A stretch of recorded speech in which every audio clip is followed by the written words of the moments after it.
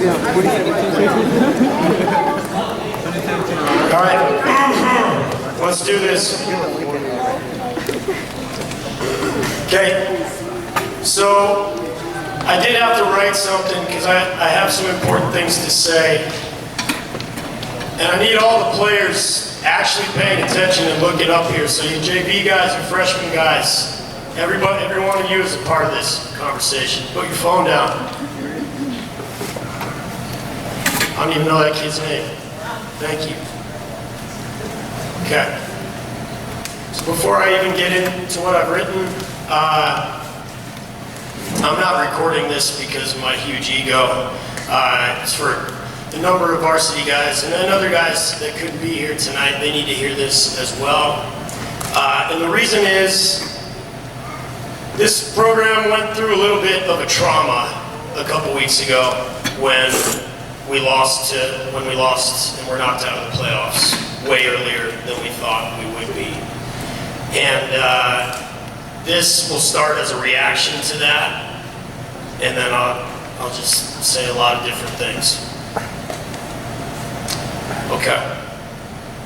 So the morning after our playoff loss, I wrote a long email to my coaches to thank them and to start to make sense of what had happened. Like you guys, we were all in shock. It hurt. It hurts to lose, but we've all lost games before. As we all know, this loss was different. The word I used to describe my mental and emotional state that day was strange. It was a strange day. For the last couple weeks, I've been asking myself two questions.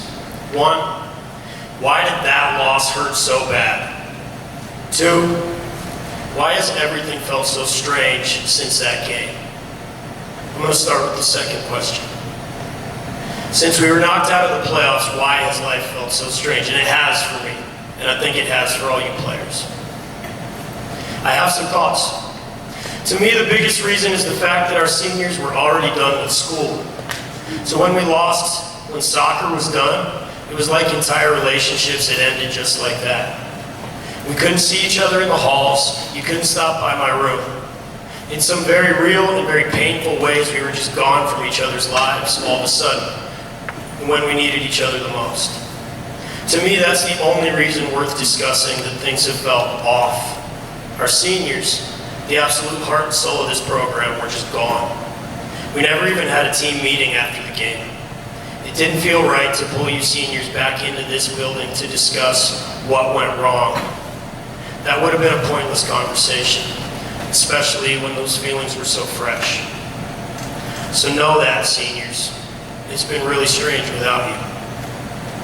Now to question number two. Why did that loss hurt so bad? Most of this answer goes right back to our seniors. Seniors. I became head coach 4 years ago. You became Lincoln soccer players 4 years ago. We've been together every step of the way, working towards the same thing. Establishing Lincoln as one of the top soccer programs in the state. You're not the most talented class to come through here. It's probably not even close. But what I can say with certainty is that over 4 years, and especially this year, you guys have shown you care about this program more than any other class I've had. You poured your hearts, your minds, your bodies into this on a level not seen at Lincoln before. To me, the most amazing thing you seniors did was you showed faith in this program and in each other, and I suppose in me. What do I mean by that? I hope you all saw the story on Channel 13. The whole point of that story was that half of our roster was brand new, either transfers or freshmen. The story did not mention that we also had an entirely new coaching staff as well. Go back in your minds 1 year, boys. None of us could have said with a straight face then that we thought we would have a state contending team in 2017. I wasn't being pessimistic, just realistic, as I began to think that this would be a tough season in terms of wins and losses. We lost a lot of players and a lot of talent. You guys had so many reasons to take a step back, to pull away from the program, to prepare yourselves for a mediocre year after 3 seasons of winning 70% of your games. But how did you guys respond? You did the damn opposite. You were the first team I've coached to run consistent open play practices over the summer. Don't underestimate what keeping yourselves together over the summer did for this team. And most importantly, you showed by far more commitment in the weight room through the fall and winter than any other team I've coached. 6:15 a.m. every other day for 6 months. That's insane. And I meant to note this here, I'm just going to add this in. Those of you who were part of the weightlifting program in the off-season, don't you now miss being woken up at 6:15 by somebody texting the group saying, "Somebody open the door! The door's locked!" I hated it at the time, but now I miss it. What makes this especially crazy is the fact that even into the winter, you still had no idea whether we were going to be any good. For all you knew, you were putting in all that time for a team that might finish 9-9 or 8-10. To me, that shows massive maturity and an incredible amount of faith. Here, faith means that you trusted the process, the idea that good things happen to people who work hard. With no knowledge of how things might turn out, you all stuck with it. Stuck with each other and with me, and that took a lot of guts. You showed you believed in all of this no matter what. You showed you cared. And that brings us to the only answer that really matters as we ask one last time why our playoff loss hurt so much. It was because you guys cared so much about this team for 4 years. Caring is terribly risky. When you care and you're willing to show that you care, you always open yourself to potential heartbreak. You were the first group willing to take that leap, to show that level of commitment through an entire off-season. You worked so hard. In the end, you just about got the season your hard work deserved. You did not deserve to see things end the way they did. Not at all. But it happened, and it hurt. It hurt because something you created came up short. But boys, if I have one parting message for you, it is this. Your creation, what you made of this program, did not come up short. The truth is the complete opposite, in fact. Where this program failed on one day, it has grown and continued to grow and improve in nearly every other way. You did this over 4 years, and especially over this last year. 4 years ago, we set out to establish Lincoln as one of the top programs in the state. This year, about halfway through the season, we straight up set out to win state. Sadly, it's probably true that you have to accomplish that first and greater goal before you can tackle the second. Well, boys, seniors, you did it. I don't think there's a person in this state who would argue that. Lincoln is here, and damn it, we're not going anywhere now.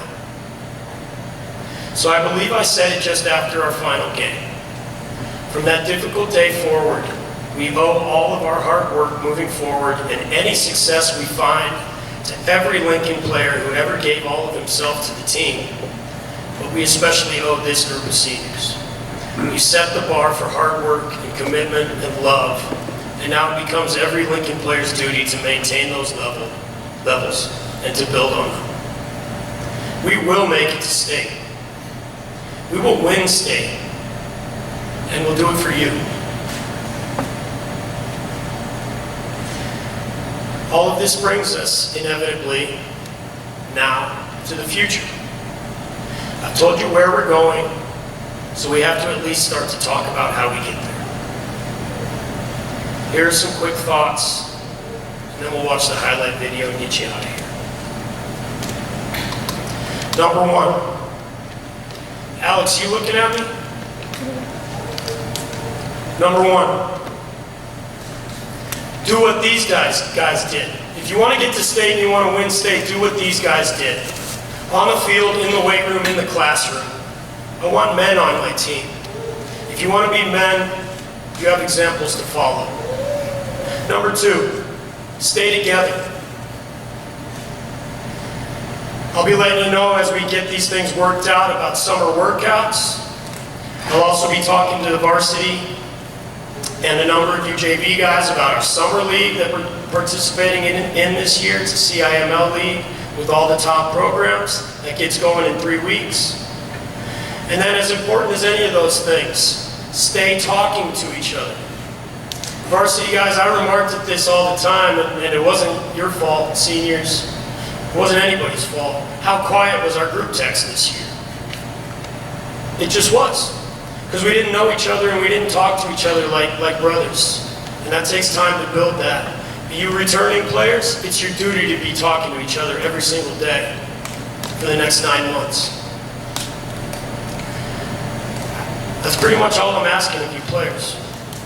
Here's some other things that this entire program, this whole room, and I'm at the front of this, has to do if we're going to get where we need to get, if we're going to properly honor these boys. And this one is largely, almost entirely my fault. But I absolutely need greater parents' involvement. I'm very proud. I never ask for help with anything because I'm convinced that I'm superhuman or something. But I know that if we're going to get from where we are, which is a really, really good place, over that hill to an elite program that contends for state and wins it, I'm going to need everybody's help. And I welcome any and all parent help. And I'll be more specific with that in time.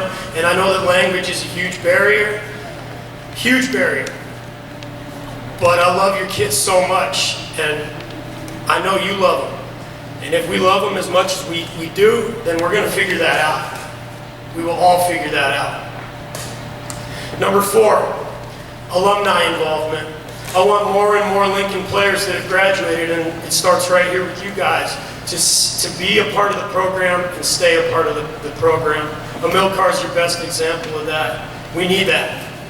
Programs thrive when they have that going. And I'm going to send this out to everybody who's graduated the last 3 years. We need more money. And parents, you come into play with that somewhat in just helping me find ways to raise money. But I'm determined to do this. I'm determined to get this program bankrolled at some point with like corporate support so that all we have to worry about is soccer. And this, you know this is a constant worry for me, for any program at Lincoln. Money cannot be the reason that we don't achieve the goals that we have, the goals that we set. It can never be about money. A couple more for the players. Players, just get ready next year for me to coach you way harder than I've ever coached you. We are to that point where there'll be no more excuses. And we figured that out halfway through this season. We're going to be doing that in the off season this year and certainly coming into the new season. Prepare to be broken and then rebuilt. I can't wait. And get ready to practice on Saturdays as well. Just a little note. 2 more. Number 10, I want to have everything logistical done by Christmas. That means all physicals done by Christmas. Anything that needs to be seen to way before the season, it gets done. So that when we go into the season, we're not asking who needs to get a physical 2 days before preseason starts. We're getting all that done before Christmas. And on my end, I'm going to take care of all of our equipment, all of our uniform, all of our practice stuff. All that is going to be done by Christmas. So that starting as we dawn a new year, 2018, all we talk about is soccer and how we're going to get this done. Finally, and this goes back to talking to each other. I said this immediately after the game, and now it's you guys' job. The biggest weakness our team had this year is we didn't know each other. We didn't know each other that well off the field, and we lacked on-field chemistry as a result. Get to know each other. Get involved in each other's lives. And I'm going to be at the front of this. We're not going to just have activities when the season starts, things that pull us together. I'm going to be pulling you guys into my room, into each other's lives throughout the off-season. You will not be able to ignore each other. We're going to come out of it with greater chemistry than anything we could have imagined. That's our job. Our job is to get this done. Now, who's going to be at the front of that from a player's standpoint. It's time to introduce your captains going into the 2018 season. This was all but unanimous. Your captains for 2017, 2018, Josh Rocha, Fernando Rocha. Come on up.